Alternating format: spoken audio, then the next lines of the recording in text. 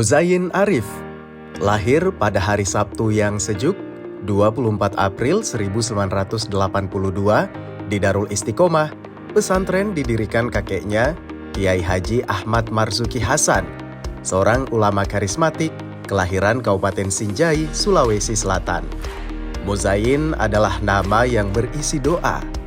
Doa yang menemaninya tumbuh di antara rindang pohon mangga dan lantunan Quran yang sambung menyambung di kawasan pesantren. Muzayin adalah buah hati dari pasangan Kiai Haji Arif Marzuki, pimpinan Darul Istiqomah, dan Haja Andi Murni Badiu, sosok perempuan berwajah teduh yang tenang dan penyayang. Setelah menyelesaikan pendidikan tingkat menengah atasnya, Muzayin memulai pengalaman rantaunya pada usia 18 tahun di kota bernama Jakarta, menuntaskan S1 dan S2 di Fakultas Pendidikan Agama Islam Universitas Islam Jakarta. Di sela kesibukan kuliah, Muzayin berjualan alat-alat peraga pendidikan. Muzayin mendirikan perusahaan pertamanya menggunakan modal sisa beasiswa dan menjual ponsel Sony Ericsson-nya. Muzayin kemudian menjadi pengusaha di berbagai bidang, produsen mainan hingga alat peraga pendidikan, travel haji dan umroh, perumahan, konstruksi, furniture, dan lainnya. Muzayin juga menjadi direktur sejumlah lembaga pendidikan, termasuk menjadi pimpinan Darul Istiqomah. Pada tahun 2019, dia merintis jalan menuju legislatif. Muzayin sebagai pendatang baru waktu itu meraih 20.706 suara dan terpilih. Senin 21 Oktober 2019, Muzayin bahkan dilantik sebagai Wakil Ketua DPRD Sulawesi Selatan. Memiliki kursi di gedung legislatif, Muzayin jauh lebih menyukai turun ke lapangan, bertemu masyarakat di bawah tenda-tenda, menikmati teh, sembari mendengar apapun yang warga sampaikan. Sebagai seorang santri, salah satu hal pertama yang diperjuangkannya adalah kesejahteraan para guru mengaji di Sulawesi Selatan. Per 2020, terhitung sudah 4 tahun tak menerima insentif dari Pemprov. Muzayin punya alasan yang kuat untuk selalu bersama guru-guru mengaji. Selain memang berlatar belakang santri, sejak bertahun-tahun silam, leluhurnya sudah melakukan itu. Kiai Hasan, ayah dari kakeknya, dahulu adalah seorang qadhi di Sinjai. Qadhi bergelar Fakali Cambang, merujuk pada kekhasan di wajahnya berupa brewok yang lebat.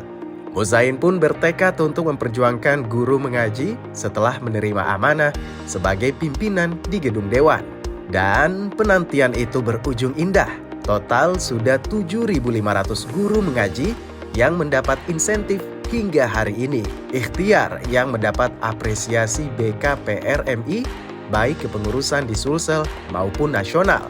Muzayin dinobatkan sebagai Tokoh Peduli Guru Mengaji Sulsel 2020 dan Tokoh Peduli Pendidikan Al-Quran tingkat nasional. Muzayin berjanji tak akan berhenti berbuat untuk guru mengaji dan orang-orang yang setia mengajarkan Al-Quran kepada generasi penerus. Muzayin juga menaruh perhatian besar terhadap nelayan. Muara sungai yang dangkal dan membuat nelayan kesulitan berlabuh pun mendapat program pengerukan dari pemerintah provinsi. Hasilnya, kapal besar semisal 30 gross ton sudah bisa sandar, masuk hingga sungai yang membelah perkampungan. Dermaga-dermaga rakyat pun diperhatikan, yang rusak langsung diperbaiki. Konservasi wilayah pesisir pun diperhatikannya. Sejak dilantik, Muzayin selalu menggaungkan perlunya menambah luasan hutan mangrove di berbagai daerah. Garis pantai yang membentangi beberapa kabupaten ditanami hampir 300.000 bibit mangrove hingga November 2023. Berbagai jenis ikan, udang, hingga kepiting pun bisa hidup kembali di antara pepohonan mangrove. Masyarakat juga mendapat penghasilan tambahan dengan ikut membibit dan menanam mangrove. Penanaman mangrove yang gencar dilakukan diikuti dengan pembangunan jembatan berorientasi pariwisata. Trekking mangrove dibuat untuk mengangkat perekonomian masyarakat, sehingga jembatan tak hanya menjadi tambatan perahu nelayan, namun juga tambatan harapan para UMKM. Harapan nelayan yang mengidamkan bantuan kapal untuk menaikkan produktivitas juga direspon cepat oleh Muzayyin. Diawali dengan menjembatani bantuan mesin kapal berukuran 24 PK, mesin diesel dibagikan untuk para nelayan sudah berjumlah 26 unit. Muzayyin juga memperjuangkan kapal berukuran besar untuk digunakan bersama kelompok nelayan. Kapal berspesifikasi 10 gross ton. Selain itu, Muzayyin memfasilitasi bantuan 3 unit kapal untuk kelompok masyarakat pengawas atau Pokmaswas, kelompok yang bertugas menjaga kelestarian bahari. Muzayyin juga mampu memperjuangkan alat tangkap kepiting atau rakang dan ikan untuk nelayan di berbagai kabupaten.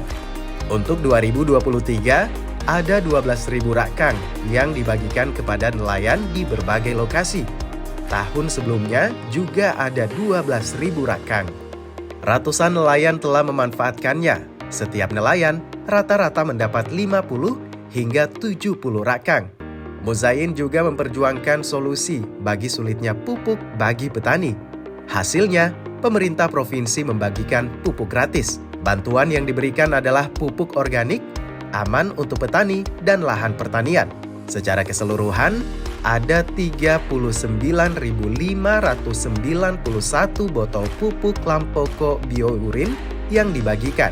Untuk pengairan, Muzayyin menjembatani pembangunan sumur bor yang memungkinkan petani bisa menggarap sawah untuk 3 kali tanam. Muzayyin juga mempersembahkan normalisasi bendungan. Bendungan yang kokoh adalah tumpuan bagi warga mendapatkan air bersih dan petani mengairi sawah. Muzayyin pun getol memperjuangkan pembangunan irigasi tersier setelah menerima curhatan warga saat reses. Muzayyin berjanji akan terus menaruh perhatian pada pertanian, sektor yang memang tak boleh ditepikan jika masih ingin terus menjadikan Sulsel sebagai lumbung pangan. Lahir dan besar di lingkungan pendidikan, Muzayyin menegaskan tidak boleh ada anak yang tak sekolah. Muzayyin memfasilitasi beasiswa untuk anak-anak dari keluarga kurang mampu. Jika sulit diakomodasi di sekolah negeri, diarahkan ke sekolah swasta. Sekolah swasta yang dipilihkan pun bukan sembarang sekolah. Speedy misalnya, sekolah pertama di kawasan timur Indonesia yang dinobatkan sebagai Google Reference School. Anak-anak dari berbagai daerah mendapat kesempatan menimba ilmu di Speedy. Mereka dididik menguasai ilmu pengetahuan dan teknologi serta menjadi hafizah penghafal Al-Quran. Muzayyin juga mendirikan sebuah sekolah khusus untuk menampung anak-anak dari keluarga tidak mampu. SMK Peradaban namanya. Seluruh siswanya mendapat beasiswa sampai lulus.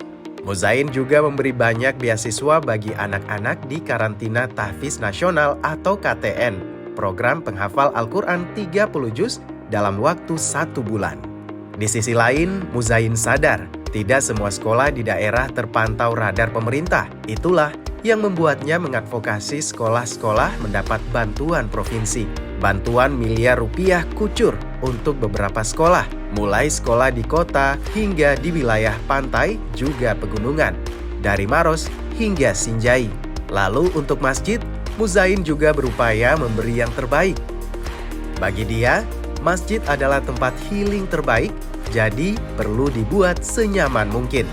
Setiap Ramadan, dia berkeliling masjid untuk ceramah tarawih dan kultum subuh. Dari masjid-masjid di Bontoa Maros, Mandale Pangkep, hingga Bikeru Sinjai. Selama memegang amanah sebagai pimpinan di PRD Sulsel, Muzayyin memperjuangkan bantuan untuk banyak masjid di daerah ini. Muzayyin juga sudah berkomitmen dengan Basnas untuk mendukung program pembangunan masjid di pedalaman. Masjid-masjid di pinggir empang hingga perbukitan di beberapa kabupaten mendapat bantuan. Muzayyin berkomitmen selalu ada masjid di provinsi ini yang mendapat bantuan setiap tahun. Untuk para peternak, Muzayyin coba menghadirkan berbagai bantuan. Ratusan peternak pun bisa mengurangi biaya operasional mereka. Di antara bantuan yang turun adalah suplemen berupa mineral ternak. Jumlahnya 525 kg. Total 4.200 ekor sapi yang tersentuh. Hewan-hewan ternak itu pun meningkat daya tahan tubuhnya, bertambah nafsu makannya, dan berlipat ganda bobotnya. Para peternak naik kesejahteraannya. Di bidang olahraga, Muzayyin mengambil peran membumikan kembali olahraga berkuda di Sulawesi Selatan. Per 25 Januari 2022, Muzain dilantik sebagai Ketua Pordasi Sulsel. Pordasi yang vakum bertahun-tahun di Sulsel bangkit lagi. Misinya termasuk revitalisasi infrastruktur olahraga berkuda di Sulsel.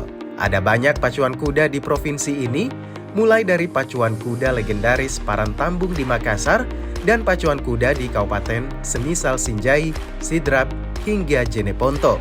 Muzain menyebut tidak sulit mencapai prestasi. Berkuda termasuk akar budaya Sulsel. Satu lagi, berkuda adalah sunnah Nabi Muhammad. Muzain membuat gebrakan. Dia menyelenggarakan 8 festival berkuda hanya dalam 3 tahun. Muzain juga bertekad membawa atlet berkuda Sulsel bersaing di PON. Muzain juga berharap tumbuhnya kembali olahraga berkuda bisa berefek pada kemajuan ekonomi masyarakat. Selama menjabat sebagai Wakil Ketua DPRD Sulsel, Muzain pun tampil reguler di berbagai pemberitaan media. Muzain termasuk legislator yang vokal. Muzain kerap melontarkan saran dan bahkan kritik, antara lain saat secara terbuka mengkritisi kebijakan gubernur soal pencairan TPP yang ditunda gara-gara vaksin COVID-19. Dia juga pernah cukup keras menyikapi potensi mangkraknya pabrik benih jagung milik Pemprov. Di era PJ Gubernur Sulsel Bahtiar Baharudin, Muzain meminta evaluasi kebijakan mutasi. Selain itu, Muzain kerap mengomentari isu-isu nasional yang juga berdampak ke daerah, misalnya terkait polemik logo baru produk halal Indonesia, penundaan pemilu, Omnibus Law, dan lainnya. Muzain juga tak segan menerima pengunjuk rasa dan menyatakan dukungan kepada masyarakat.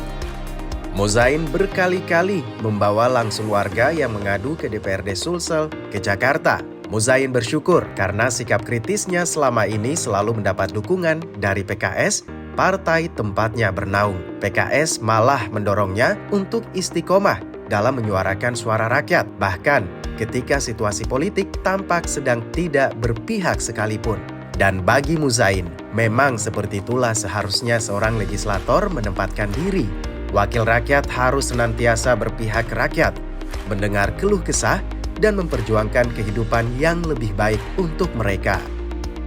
Saudara-saudara sekalian, saya Muzain Arif, Wakil Ketua DPRD Sulawesi Selatan dari Partai Keadilan Sejahtera.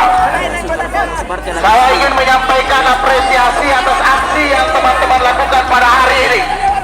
Ini sungguh-sungguh kami maknai sebagai bentuk kepedulian kita terhadap nasib bangsa kita pada hari ini. Dan saya meyakini ini adalah suara mayoritas masyarakat Sulawesi Selatan. Saya ingin sampaikan salam dari konstituen-konstituen kami yang ada di desa-desa. Mereka menaruh harapan terhadap perjuangan teman-teman sekalian pada hari ini.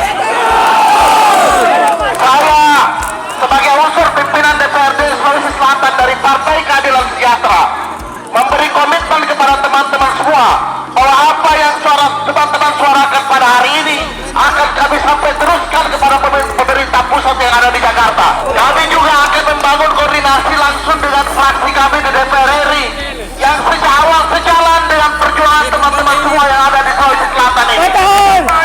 Kami sungguh-sungguh menyatakan menolak dan tidak berkompromi dengan semua itikat untuk melanjutkan kekuasaan yang melanggar konstitusi. Kita juga menolak seluruh kebijakan pemerintah yang tidak pro terhadap rakyat. Kita menolak kenaikan BBM. Kita menolak kelangkaan minyak goreng dan seluruh bentuk kegagalan pemerintah di dalam mengendalikan nasib rakyat Indonesia ini.